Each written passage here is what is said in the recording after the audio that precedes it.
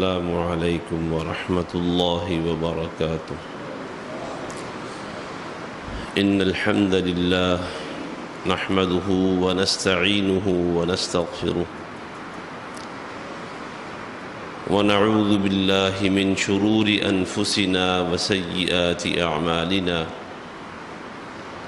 من يهده الله فلا مضل له ومن يضلل فلا هادي له وأشهد أن لا إله إلا الله وحده لا شريك له وأشهد أن محمدًا عبده ورسوله يا أيها الذين آمنوا اتقوا الله حق تقاته ولا تموتن إلا وأنتم مسلمون أيها الناس اتقوا ربكم الذي خلقكم من نفس واحدة وخلق منها زوجها وبث منهما رجالا كثيرا ونساء واتقوا الله الذي تساءلون به والأرحام إن الله كان عليكم رقيبا يا أيها الذين آمنوا اتقوا الله وقولوا قولا سديدا يصلح لكم أعمالكم ويغفر لكم ذنوبكم ومن يطع الله ورسوله فقد فاز فوزا عظيما اللهم صل على محمد وعلى آل محمد كما صليت على إبراهيم وعلى آل إبراهيم إنك حميد مجيد اللهم بارك على محمد وعلى آل محمد كما باركت على إبراهيم وعلى آل إبراهيم إنك حميد مجيد أما بعد فإن خير الحديث كتاب الله وخير الهدي هدي محمد صلى الله عليه وسلم وشر الأمور محدثاتها وكل محدثة بدعة وكل بدعة ضلالة والضلالة في النار سبحانك لا علم لنا إلا ما علمتنا إنك أنت العليم الحكيم اللهم انفعنا بما علمتنا وعلمنا ما ينفعنا وزدنا علما رب أعوذ بك من همزات الشياطين وأعوذ بك رب أن يحضرون أعوذ بالله السميع العليم من الشيطان الرجيم من همزه ونفخه ونفثه يا معشر الجن والإنس إن استطعتم أن تنفذوا من أقطار السماوات والأرض فانفذوا لا تنفذون إلا بسلطان اے انسانوں اور جنوں کی جماعت، اگر تم میں طاقت ہے کہ تم آسمانوں اور زمین کے کناروں سے کونوں سے باہر نکل جاؤ تو نکل کے دکھاؤ، نہیں نکل پاؤ گے مگر بہت بڑی قوت اور زور کے ساتھ ہی۔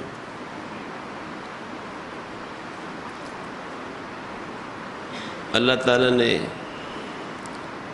انسانوں اور جنوں کو پیدا کیا،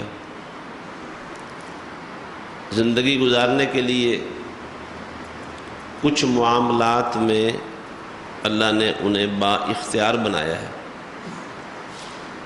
کہ زندگی جس طریقے اور ڈھب سے گزارنا چاہیں گزار لیں، اختیار دیا ہے۔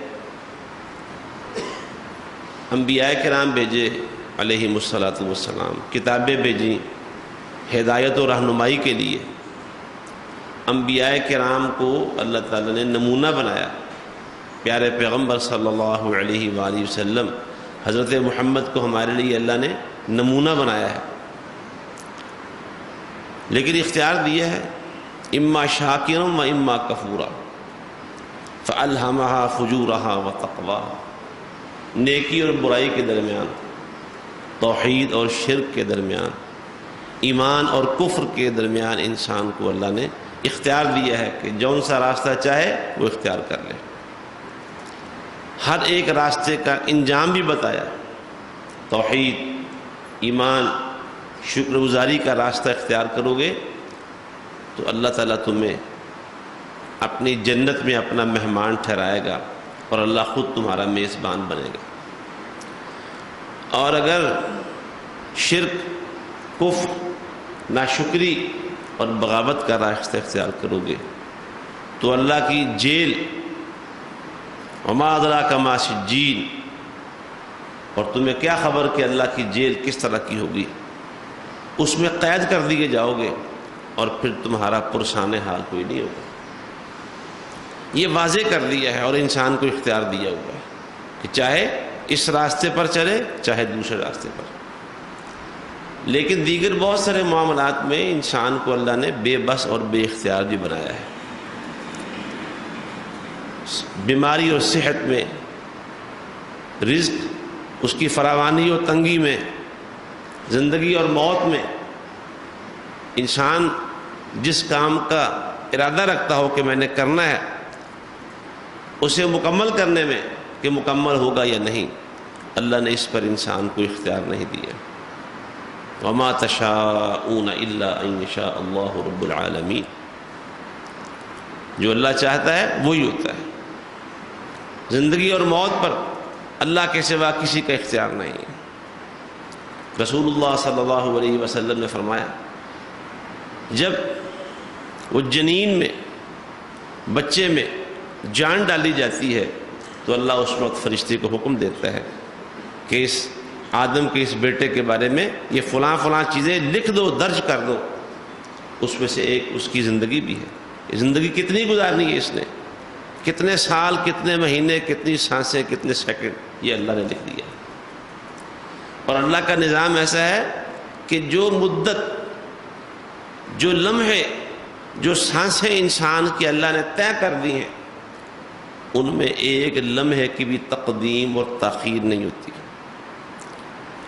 ایسا مضبوط اور ایسا حتمی نظام ہے کہ جگہ بھی اللہ نے طے کر دی ہے، اس جگہ سے بھی انسان آگے پیچھے نہیں ہو سکتا۔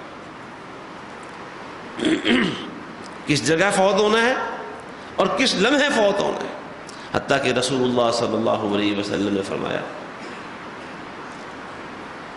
کہ آدمی کی موت جس جگہ پہ اللہ نے طے کر رکھی ہو اور وہاں جانے کا کوئی ارادہ اور پروگرام بھی نہ ہو، اللہ اسے اس جگہ پر جانے کے لیے کوئی کام ڈال دیتا ہے، کوئی راستہ ایسا بناتا ہے کہ انسان خود بخود وہاں پہنچ جاتا ہے۔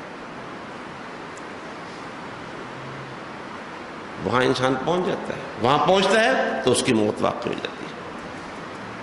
لیکن انسان کو خبر نہیں کہ میں اپنی اجل کی طرف جا رہا ہوں، میں اپنی موت کی جگہ اور موت کے وقت کی طرف جا رہا ہوں۔ یہ ہم انسان بیمار ہوتا ہے، ڈاکٹر کے پاس لے کے جاتے ہیں، وہ کہتا ہے ہسپتال لے جائیں اسے، ہسپتال لے جا رہے ہوتے ہیں، ہسپتال کے گیٹ پہ پہنچتے ہیں، موت واقع ہو جاتی ہے۔ یہ کام وہاں جانے کا راستہ کس نے بنایا ہے؟ اللہ نے جگہ بھی طے کر رکھی تھی، اللہ نے لمحات بھی طے کر رکھے تھے۔ خوابوں کی دنیا کتاب میں ایک خلیفے کے خواب کا ذکر آیا ہے۔ کسی خلیفہ نے، غالباً عباسی خلفاء میں سے ایک خلیفہ نے خواب دیکھا، ملک الموت نظر آیا خواب میں، تو دل میں خیال آیا اس سے پوچھے کہ میری زندگی کتنی ہے، میری موت کب آئے گی، سوال کر دیا۔ اس نے ایسے ہاتھ کے پنجے کا اشارہ کر دیا، منہ سے کچھ نہیں کہا، ایسے کہا۔ خواب میں ہی یہ اشارہ دیکھ کے ایسی گھبراہٹ طاری ہو گئی کہ خوف سے ایک دم بیدار ہو گیا، آنکھ کھول گئی کہ 5 کا مطلب کیا ہے؟ 5 دن ہیں، 5 ہفتے، مہینے، سال، کیا مطلب اس کا؟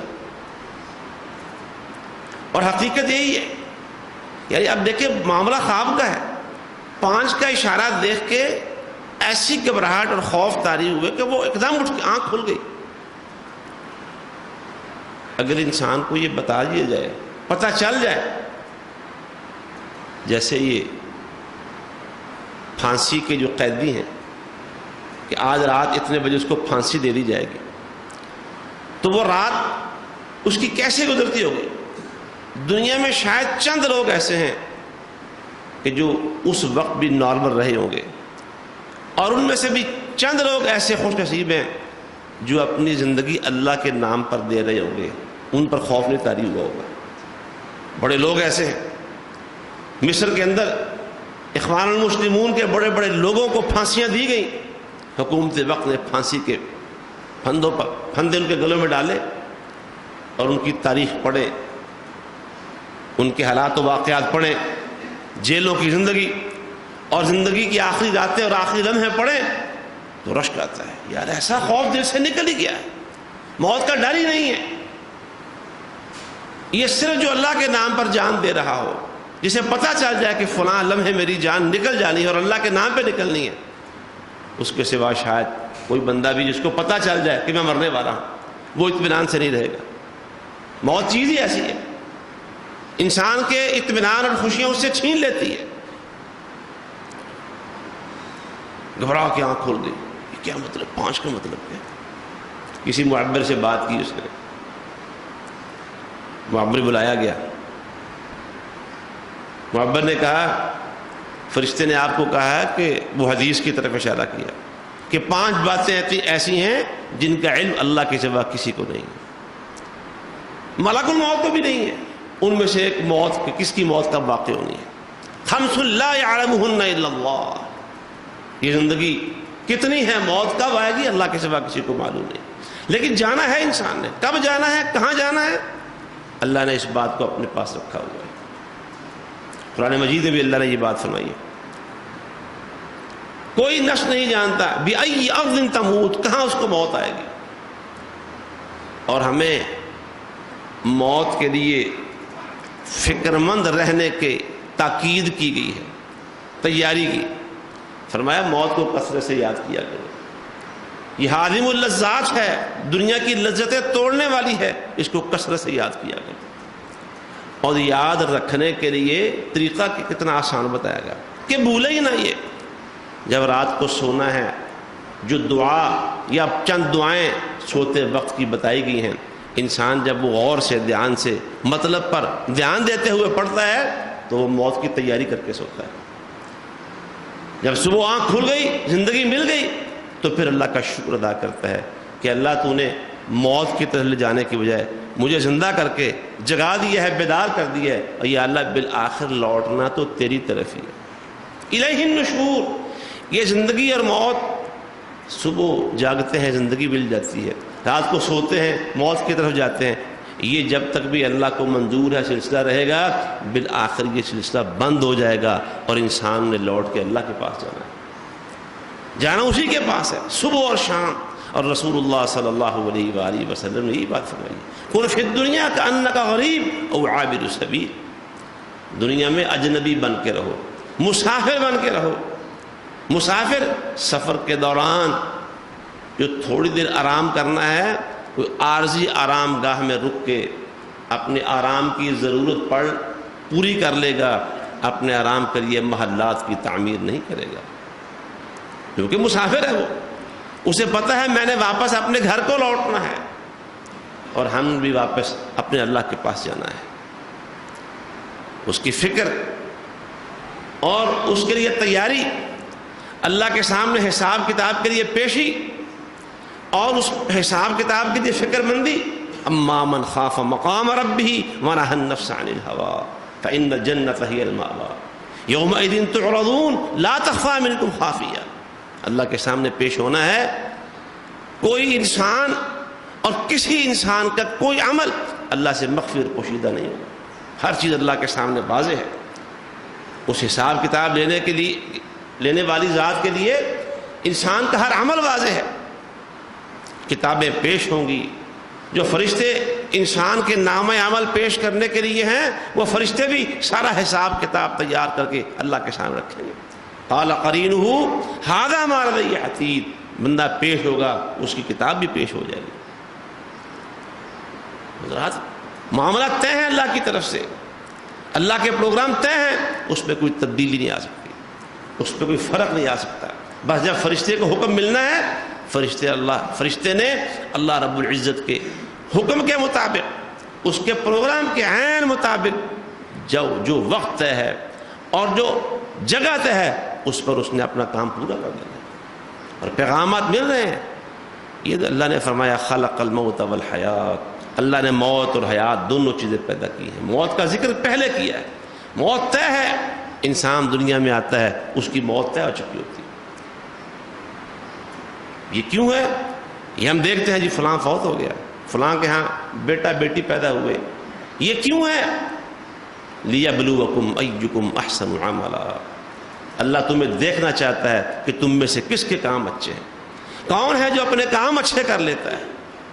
موت و حیات کے یہ سلسلے دیکھ کے، یہ جنازے اٹھتے ہوئے دیکھ کے، یہ جنازے کی چارپائی کو کندھا دے کے، یہ میت کو لحد میں اتار کے اور اس کی قبر پہ کھڑے ہو کے دعائیں کر کے، کون ہے جو اپنے کام اچھے کر لیتا ہے؟ یہ بھی کچھ عرصے سے ہم دیکھ رہے ہیں، جنازے پہ جنازہ پڑھا جا رہا ہے، اموات کی شرح زیادہ محسوس ہوتی ہوئی نظر آ رہی ہے. مختصر بیماری اور بندہ اللہ کے پاس چلا گیا.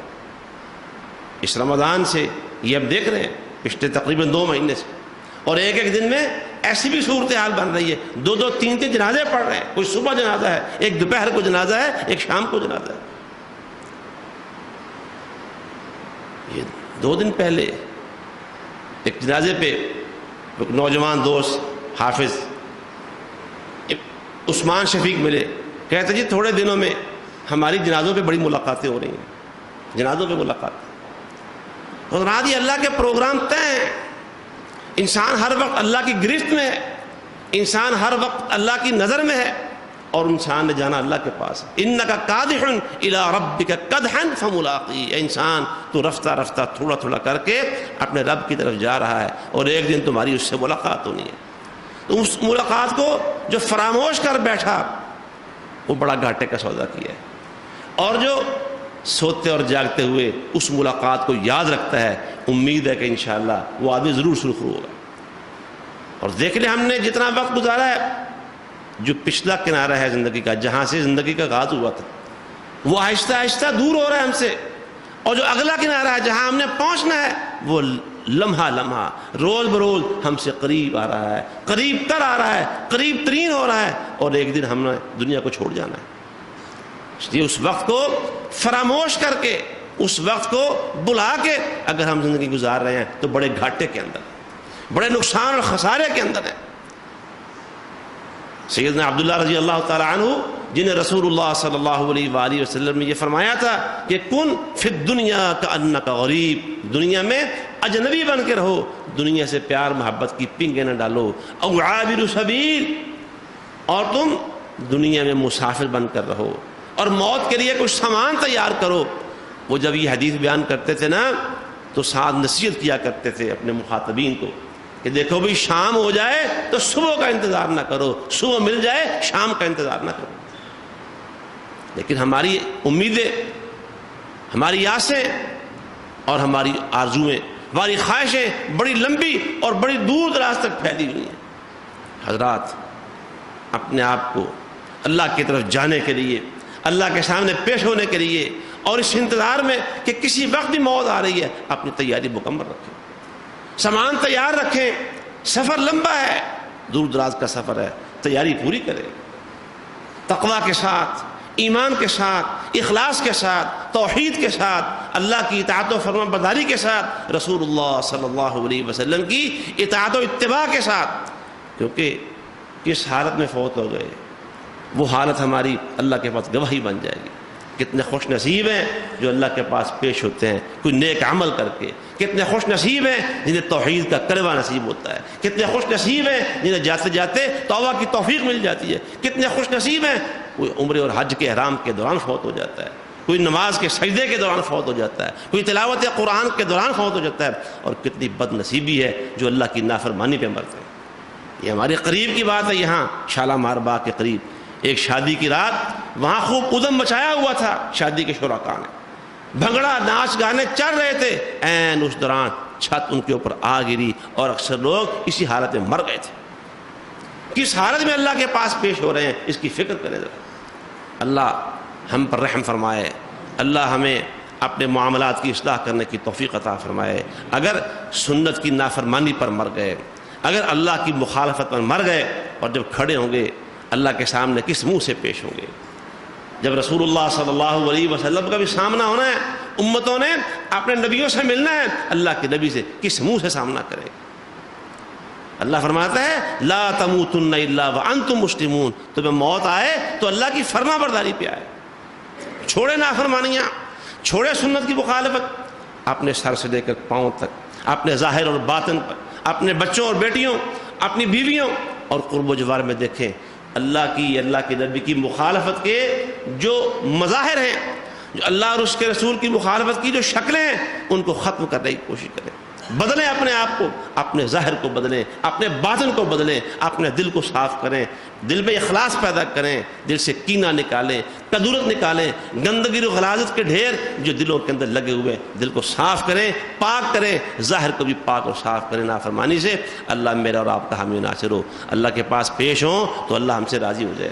یہ آواز ہمیں، یہ ایسی صدا جو کانوں میں حقیقت میں رس گھولنے والی اور ساری فکریں، سارے غم دور کرنے والی ہے۔ یا ایتھا النفس المطمئنہ ارجعی الی ربک راضیۃ مرضیہ فادخلی فی عبادی وادخلی جنتی۔ اللہ ہمیں موت کے وقت یہ صدائیں نصیب فرما دے۔ اقول قولی ھذا واستغفر اللہ لی ولکم ولسائر المسلمین وآخر دعوانا ان الحمد للہ رب العالمین۔